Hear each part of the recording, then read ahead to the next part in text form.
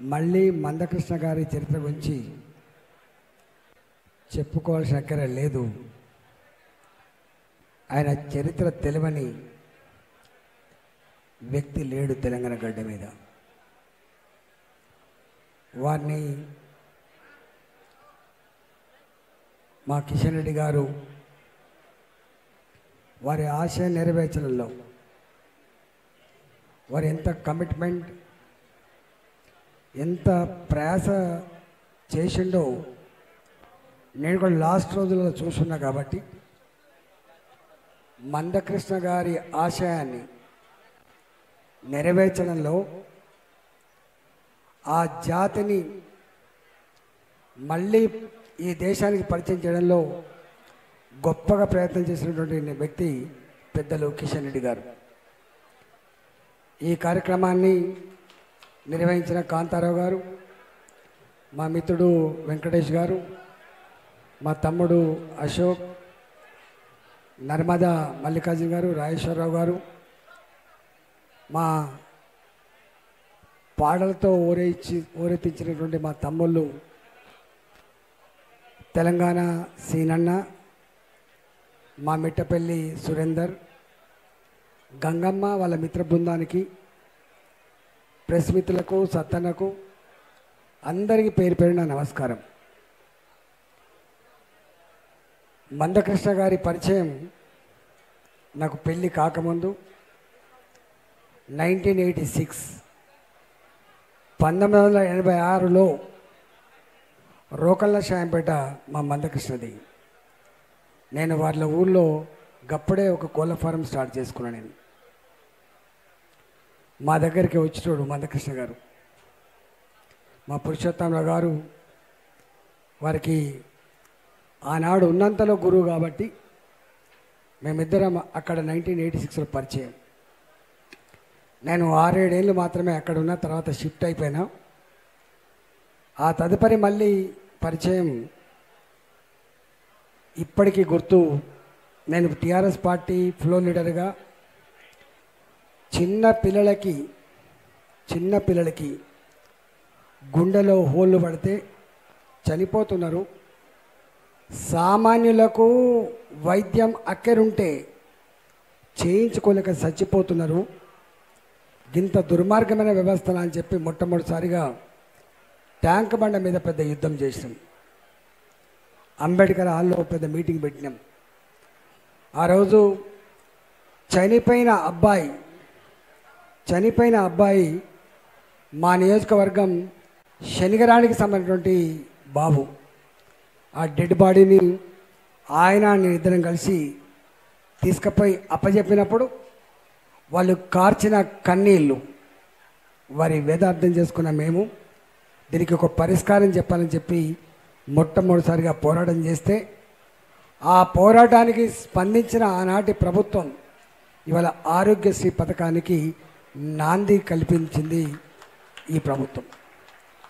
ఇవాళ ఏ స్కీములు మనం అనుభవించినా ఆ స్కీములలో మెజార్టీ, అందులో సామాన్య ప్రజానీకానికి సంబంధించినటువంటి స్కీములన్నీ కూడా పోరాటాల ద్వారా వచ్చినాయి తప్ప వట్టికి ఏదో ప్రేమతో ఇచ్చినటువంటి రాయితీలు కానీ ప్రేమతో పరిష్కరించిన సమస్యలు మాత్రం కాదు.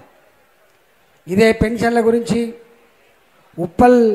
ఉప్పల్ దగ్గర లక్షలాది మందితో మీటింగ్ అయింది.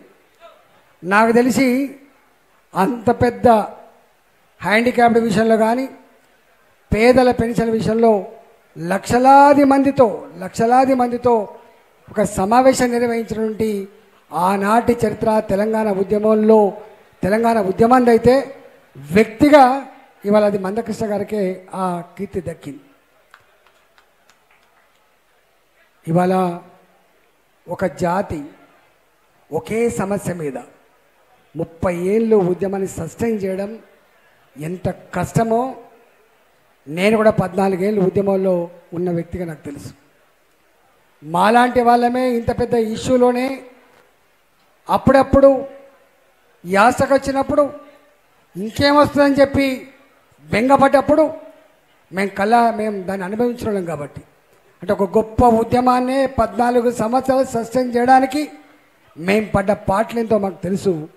కానీ ఒకటే జాతి ఇష్యూ ఒక 30 ఏళ్ళు సస్టైన్ చేసి చివరికి గమ్యాన్ని ముద్దాడినటువంటి ఏకైక నాయకుడు మందకృష్ణ మాదిగ. కిషన్ రెడ్డి గారు కేంద్ర ప్రభుత్వానికి తన బాధలన్నీ చెప్పించే ఒక వేదిక కల్పించినప్పుడు అందరూ స్పందించరు. కానీ స్పందించిన మహనీయుడు నరేంద్ర మోడీ గారు. ఒక జాతికి జాతి, ఈ దేశానికి సంపద సృష్టించే జాతి, అణచివేత గురయ్యే జాతి, ఇప్పటికి కూడా అంటరాని వాళ్ళుగా చిత్రీకరిస్తున్నటువంటి ఈ సమాజంలో గలాంటి జాతిని ఐక్యం చేసి ఉద్యమాలు చేస్తే ఇంత పెద్ద ఉద్యమాన్ని ఆ జాతిని పట్టించుకోకపోవడం నేరమైందని చెప్పి భావించి ఇవాళ తానే స్వయంగా ఆ అంశం మీద మాట్లాడి దానికి పరిష్కారం చూపడమే కాకుండా తాను ఎల్బీ స్టేడియానికి వచ్చి దీని పరిష్కారం చెప్పే బాధ్యత నేను చేస్తా అని చెప్పి అభయం ఇచ్చి ఆయన అక్కడ చేర్చుకొని ధైర్యాన్ని ఇచ్చినటువంటి మహానాయకుడు నరేంద్ర మోడీ గారు. ఆ రోజు ఆయన భావోద్వేగంతో ఆయన కళ్ళకెళ్ళి నీళ్ళు రాలినప్పుడు అనిపించింది, ఆకలి అనుభవించిన బిడ్డ, దుఃఖాన్ని అనుభవించిన బిడ్డ, పేదరికం అంటే ఏందో తెలిసిన బిడ్డ ఒక ముఖ్యమంత్రి అయితేనో ఒక ప్రధానమంత్రి అయితేనో ఎట్లా ఉంటుందో చవి చూపించినటువంటి సందర్భం వారిని అక్కడ చేసుకొని వారి కళ్ళల్లో నుంచి నీళ్లు పటపట రాలినప్పుడు మా అందరి కళ్ళు చెమ్మరిల్లినాయి. ఆ తదుపరి ఆశయం నెరవేరింది. అంత పెద్ద ఉద్యమాన్ని వారికి పద్మశ్రీ ఇచ్చి ఇవాళ కేంద్ర ప్రభుత్వం నరేంద్ర మోడీ గారి నాయకత్వంలో కేంద్ర ప్రభుత్వం వారికి గౌరవించడం ఇవాళ ఈ జాతికి దక్కిన గౌరవంగా భావించాలని చెప్పి మనం చేస్తున్నాం. నేను అనుకున్నా మందకృష్ణ గారు తన ఆశయం నెరవేరింది కాబట్టి ఓ రాజ్యసభకో లేకపోతే ఇంకేమైనా పదవి అలంకరిస్తానని చెప్పి అనుకున్నా.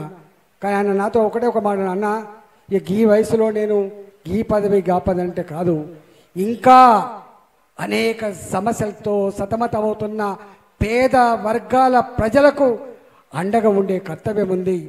అన్ని విషయాల మీద ప్రతిపక్షాలు కొట్లాడినప్పటికి కూడా ఇంకా క్యూట్గా ఇవాళ ప్రభుత్వాల మెడలు వంచాలంటే నాలాంటి వాడిని ఇంకా ఇట్లనే ఉండాలని చెప్పి మళ్ళీ మొన్న ఇచ్చిన హామీల మీద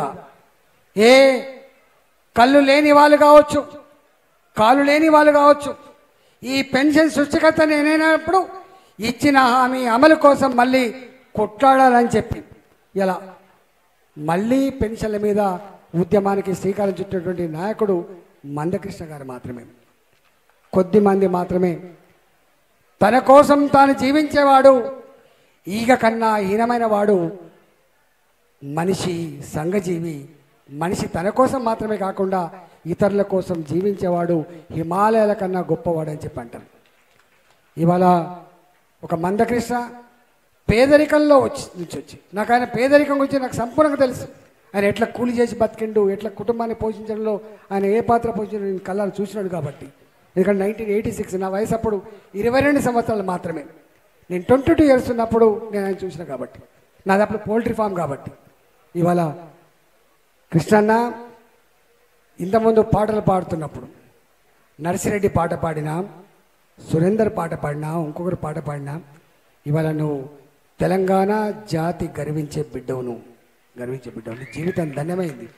తప్పకుండా రాబోయే కాలంలో కూడా పేదలకు అండగా, పేదల సమస్యల పరిష్కారంలో నువ్వు ఆరోగ్యంగా ఉండి గొప్పగా ఉండి దాన్ని నడిపించాలని మేము ఆనాటి నుంచి ఈనాటి వరకు ఎట్లయితే అండగా ఉన్నామో అట్లనే మీకు తోడుగా అండగా ఉంటామని చెప్పి మీకు మాట ఇస్తూ మీకు శుభాకాంక్షలు తెలియజేస్తూ సెలవు తీసుకున్నాను. నమస్కారం.